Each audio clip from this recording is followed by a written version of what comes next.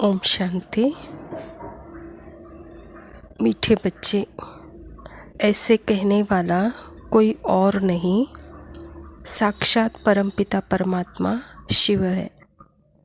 इतने सुंदर शब्दों से, मधुर वाणी से शक्तिशाली लोरी सुनाने वाला शिव बाबा, ऐसा पिता हमें साकारी शरीरधारी चारों युगों में नहीं मिलेगा, जो अपनी शक्तिशाली लोरी से हमें बल, आशीर्वाद, शक्ति भरता है। आज के अव्यक्त मुरली में शिव बाबा ने कहा, हर गुण व शक्ति के अनुभवों में खो जाना, अर्थात खुशनसीब बनना। आज के समय में शिव बाबा कहते हैं, आप कितनी साधारण आत्माएं शिव बाबा को पहचान लिया। यहाँ परमात्मा नामी ग्रामी आत्माओं से मिलने नहीं आए हैं, आप जैसे साधारण आत्माओं से मिलने आए हैं। तो आपका भाग्य कितना श्रेष्ठ है। तो परमात्मा कौन से आत्माओं से मिलने के लिए आया है? जो जन्म जन्मांतर परमात्मा को प्राप्त करने के लिए, या उसका प्यार पाने के लिए, या उसके सत्य ज्ञान को पाने के लिए, जो चात्रक थी, उनका लक्ष्य ही था दृढ़ता, चाहे वो छोटी उम्र हो या ज़्यादा उम्र हो, या घर में रहने वाले हो या बाहर रहने वाले हो या सेंटर पर रहने वाले हो, कोई भी हो सकता है, लेकिन परमात्मा के लिए वो चात्रक थे। ऐसे आत्माओं के सामने परमात्मा आया है। तो परमात्मा कहता है, बच्चे, आपका श्रेष्ठ भाग्य बनाने की लकीर खींचने का आधार परमात्मा प्यार है। परमात्मा को भावना चाहिए, परमात्मा को समय चाहिए, सच्चा परमात्मा से प्यार चाहिए। और जो सच्चे प्यार से परमात्मा के याद में लवलीन रहते हैं, वह सदा अपने भंडारा को भरपूर पाते हैं। अपार सुख का भंडारा उनको मिल जाता है, सागर सागर मिल जाता है। तो जितना यहाँ जो लिया, सिर्फ लेना ही नहीं है, कहता बाबा, देना है। तो परमात्मा पिता से हमने जो कुछ भी लिया है, देने में लाभ होगा। ये देना हमको आना चाहिए, चाहे कुछ भी हो, वस्तु हो, पैसा हो। मेरे पास अगर सामने वाले को कोई चाहिए, प्रकृति को चाहिए, प्रकृति को अशांति चाहिए, प्रेम चाहिए, शक्ति चाहिए, व्यक्ति को भी अशांति चाहिए, प्रेम चाहिए, या वस्तु चाहिए, या कुछ भी चाहिए, मेरे पास जो है वो मुझे देना है। तो देने में ही लाभ है, क्योंकि मास्टर नॉलेजफुल बन हर कर्म करते चलो, कह रहा है बाबा। बाप का प्यार ही है हर बच्चे को श्रेष्ठ आत्मा बन राज्य अधिकारी बनाता है। तो बच्चे, आप राजा बच्चे हो, राज्य अधिकारी हो। अपने कर्मेंद्रियों के ऊपर आप राजा बनो। मन बुद्धि संस्कार जो है, उसके आप मालिक हो। मैं आत्मा मालिक हूँ, हर गुण और हर शक्तियों से संपन्न हूँ। मेरी सूक्ष्म कर्मेंद्रियाँ मन बुद्धि संस्कार है। इन सूक्ष्म इंद्रियाँ मन बुद्धि आत्मा के हर गुण, हर शक्तियों का अनुभव करना, यही योग कहलाता है। योग कोई दूसरा नहीं है। जो आज तक भी हम अपने आप को शरीर समझ बैठे थे, लेकिन शरीर को चलाने वाली, शरीर को चैतन्यता में लाने वाली मैं आत्मा हूँ। मैं आत्मा अगर इस शरीर में न होती तो शरीर एक सेकंड में ही नाशवान हो जाता। मैं आत्मा अविनाशी, मेरे हर गुण, मेरी हर शक्तियाँ अविनाशी है। इसके अनुभव में खो जाना है। इसके अनुभव में, जैसे कर्म अलग योग अलग नहीं, हमने दोनों को अलग कर दिया है। बैठते हैं तो योग में रहते हैं, और कर्म करते हैं तो योग भूल जाते हैं। तो ऐसे नहीं कहता परमात्मा, कर्म और योग एक हो जाए, इतना सतत अटेंशन अपने ऊपर रखना है, सदा निरंतर और एक रस। यानी दोनों में भी कोई फ़र्क नहीं दिखाई देना चाहिए। ये कर्म अलग कर रहे हैं, या योग अलग कर रहे हैं। जैसे पहले हम शरीर के भान में रहते थे तो शरीर का भान अलग या मेरा कर्म अलग नहीं होता था। 24 घंटे हमको याद रहता था मेरा नाम, मेरा पिता, मेरा घर, मेरा पोस्ट, मेरा पोजीशन, मेरा पैसा, मेरा हुद्दा, सारा याद मुझे आता था। अभी ये सिर्फ पात्र का है, यानी प्ले कर रही हूँ ये शरीर के द्वारा मैं आत्मा। तो आत्मा कहते ही आत्मा के गुण, आत्मा की शक्तियाँ, आत्मा की सारी संपत्ति, आत्मा के पिता, आत्मा का घर, और सृष्टि नाटक में मुझ आत्मा का 5000 वर्ष का पार्ट यानी 84 जन्मों का पार्ट। तो सारा ये स्मृति 1 सेकंड में हमारे कर्म में दिखाई देनी चाहिए। इसको ही कहा जाता है कर्म योगी। कर्म अलग, योग अलग नहीं है। मैं अपनी स्मृति में रहते हुए हर कर्म कर रही हूँ। तो इस कर्म में जैसे परमात्मा कहते हैं बच्चे खो जाओ, सदा अपने आत्मस्मृति में डूबे रहो।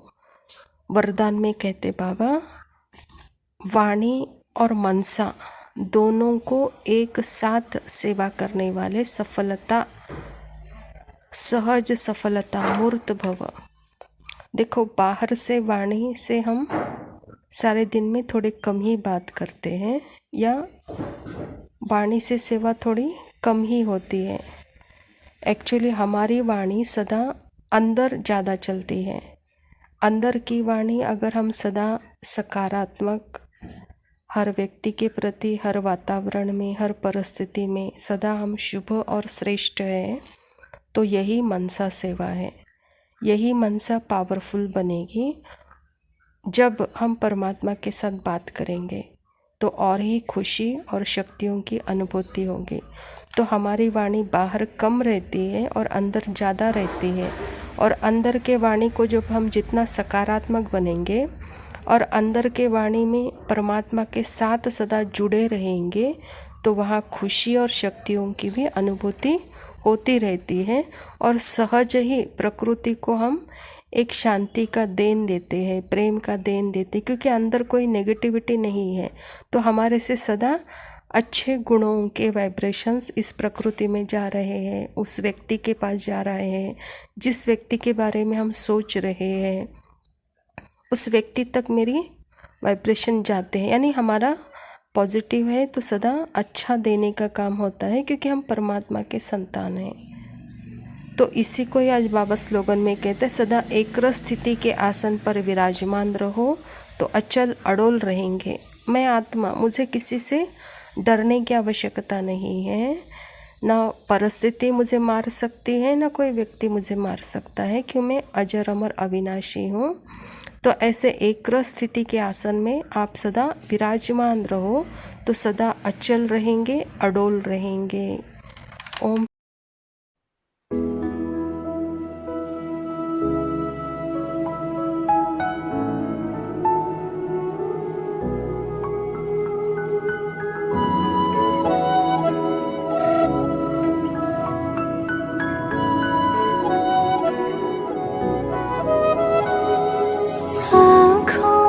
सामने हो ना हो, मेरे दिल के बाबा पास हो, मेरे संग संग रहते सदा, देते ये एहसास हो। आँखों के सामने हो ना हो, मेरे दिल के बाबा पास हो, के सामने हो ना हो।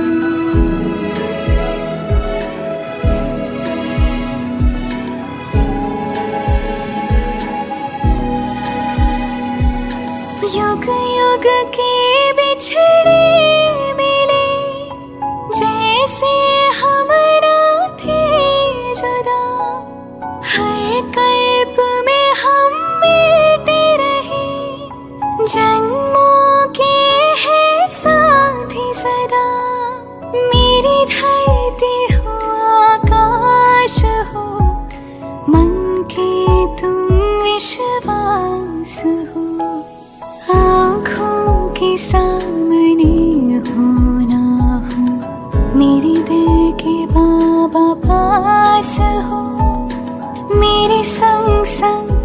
रहते सदा, देते ये एहसास हो, आँखों के सामने हो ना हो।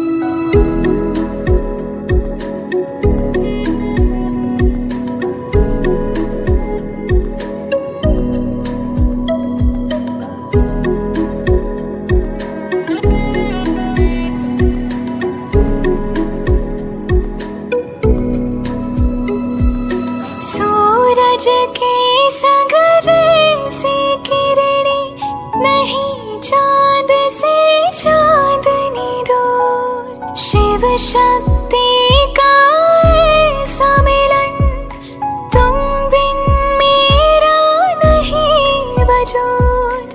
मधुबन क्यों ना बने मन मेरा, भगवान का जिसमें वास हो, आँखों के सामने हो ना हो। मेरे दिल के बाबा पास हो, मेरे संग संग रहते सदा, देते ये एहसास हो, आँखों के सामने हो ना हो।